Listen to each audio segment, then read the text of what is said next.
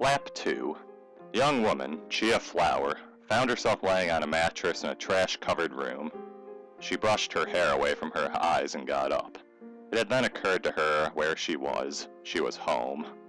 She was a young woman in her 20s without a job, but she had such high hopes that good was yet to come. For the time being, she lived in an abandoned warehouse. She got off of the mattress and went into a restroom. The mirror inside was still surprisingly clean.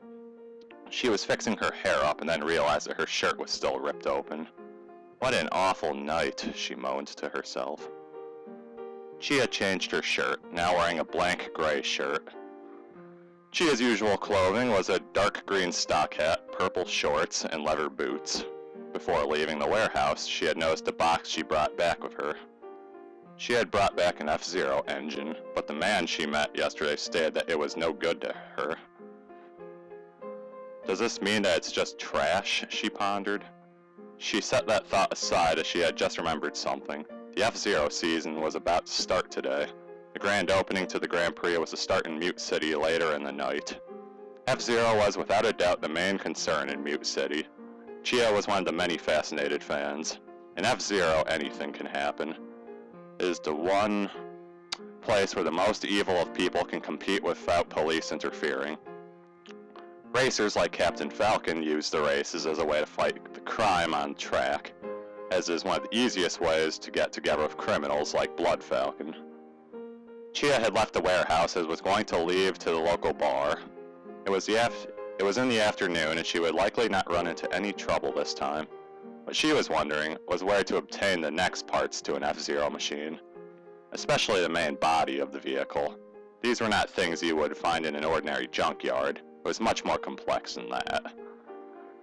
This bar had a drinking limit, but had the most business when it came to F-Zero racing. Not only could you watch the races on screen, but during the annual Grand Prix, gambling machines were set up. She entered the bar, called Rough Odds. Many people were there already, but the race was not to start for quite a while. She sat down on a chair but did not wish to order anything yet. She was still traumatized by what had happened to her the previous night. Momentarily after sitting, a younger man came and sat by her, grinning. "What's a pretty flower like you doing in a place like this?" She was looking at him confused. The term flower threw her off because of her last name being Flower. But after looking for a few moments, she realized that he was complimenting her. "Oh, I couldn't possibly afford to go to an F-Zero race in person, so I come here to watch them for free." He smiled quickly. "Of course, no one living down here gets to see it in person. The only people able to get in is the upper class, and even they don't get the luxury seats that others get." She remained quiet for a few moments.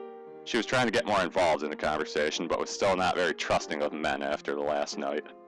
Chiya would just need to ultimately assume that his intentions were truly good, unlike those two criminals. "I always pictured that the races are amazing up close, and that there is some kind of smell to it, a smell you'd always remember." He spun his beverage around a little. "Smell, huh? Well, you got that right. Whenever those machines start past us all, it's as if you can smell the speed." It's as if you can smell the speed. That sentence bounced around her mind, making the race sound incredible up close. "My name is Earl Bendeck, by the way. You know, I do have a ticket into the race tonight. If you wanted, I could try bringing you in with me." Chiya felt as if her eyes had suddenly spun at the offer. The opportunity stunned her. This man she had only just met seconds ago was offering the best gift she could ever want for free. But she knew not to trust anyone for the time being. "Right, or you'll bring me into an alley and mug me," Chiya thought to herself angrily. She shut her eyes, smiling. "I'm sorry. I'm positive you are a great guy, but I had a few issues last night with two men.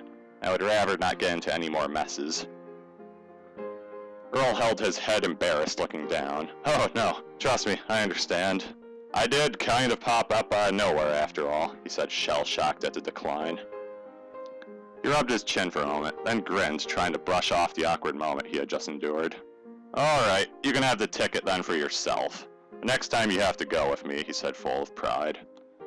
Chiya sighed, somewhat relieved, tapping her fingers on the table constantly. "You're very persistent, Mr. Bendeck," she said, smiling. Chiya exhaled. "However, I will take your I will have to take up your offer. Earl grinned and handed her the ticket, allowing access to the stands in the Mute City racetrack. She was holding it in amazement, observing every part of the ticket with glory, as if she had just won the raffle. I don't know what to say, she said, shocked, closing her eyes. You're welcome. He was wearing a pager, and it had begun to ring. He looked at it and looked back at her. I have to go. My boss needs me as soon as possible for something, he said, backing away from her. Chiya waved a farewell. She had no intentions of waiting around. She needed to find her way to the racetrack quickly, before it started.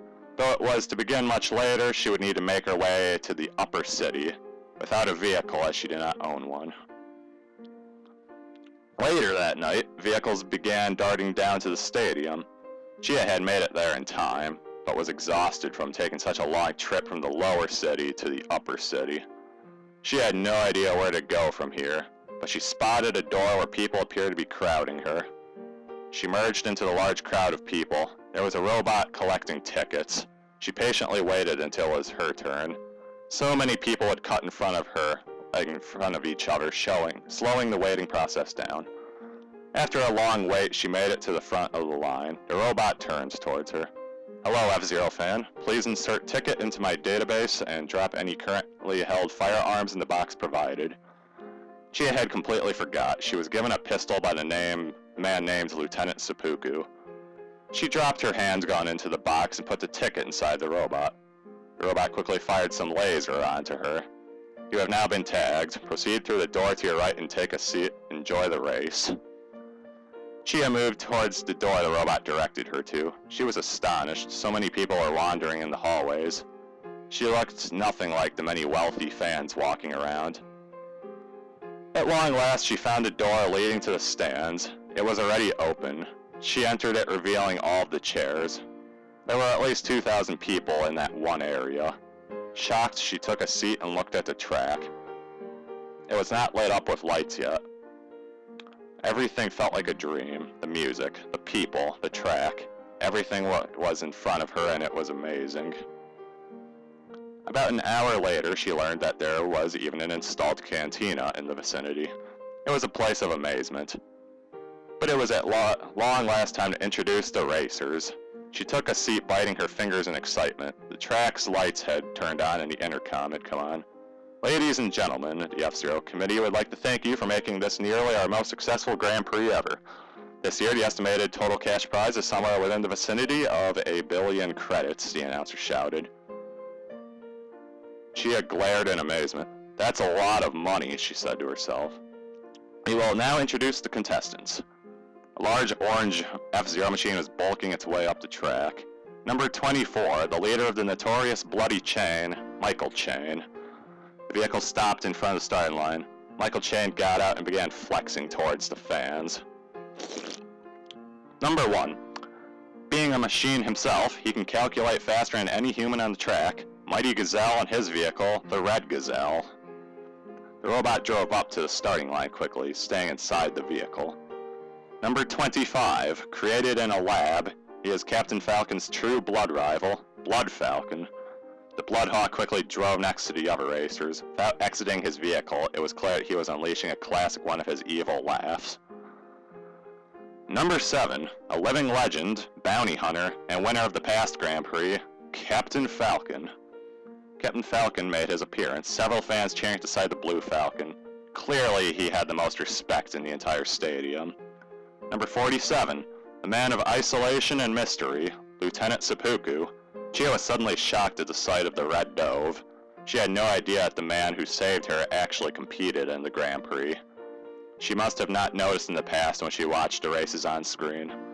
Seppuku did not make any recognition of the F-Zero fans, simply driving up to the starting line. He slipped in between Captain Falcon and Blood Falcon's machines.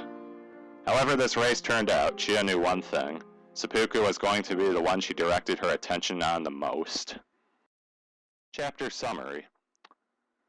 The chapter started off getting a little more into the character Chiya Flower, revealing that she lives in a abandoned building where she's sleeping under very bad conditions.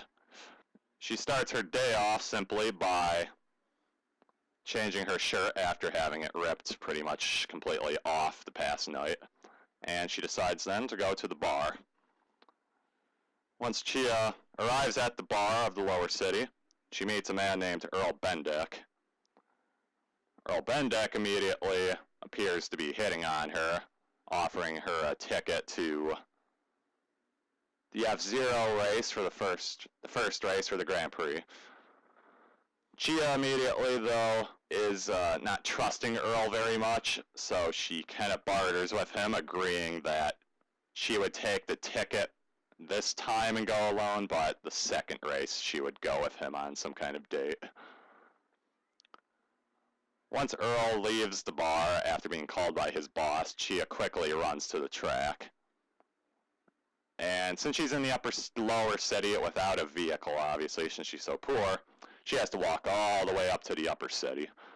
Once she gets to the upper city, she finds that racetrack and is surprised at, well, simply how she's a little astonished at how the upper city looks compared to the lower city, and approaches the crowd and the robot taking tickets, allowing you into the racetrack. Once she gets in the racetrack, she simply familiarizes herself with the area, such as, I would imagine, the restrooms, places for drinks and stuff, and of course the seats to watch the race. She's then astonished to realize that the prize money this year was 1 billion credits. Whoever wins the Grand Prix would go home with 1 billion credits. But one annual Grand Prix had 5 races, and this was only the first one. So whoever won the Grand Prix of all those 5 races will go home with the 1 billion credits, is the way to dumb it down. Chiya then sits around listening for the announcers to list off the racers. I do not go through all of the racers, obviously, only a few of them. What comes to a surprise to her, however, is that Lieutenant Seppuku, the man who saved her the previous chapter, is in the race. And she immediately decides this is who she's going to watch. This chapter is just slightly more long than the first chapter, but every chapter basically gets larger. Eventually, just as a warning, these chapters do get, like, well, okay, up to around the lap 20 and stuff. These chapters are pretty much like 3 to 4 times much larger than this one. Pretty much all of them are that large, so these are very small chapters, just as a warning. This chapter, I felt that it was important to get across more about Chiya, and I also introduced the character Earl Bendeck, who will play more of a role later in the story. It's also where I explain more about the annual Grand Prix. However, the next chapter is where the race actually starts.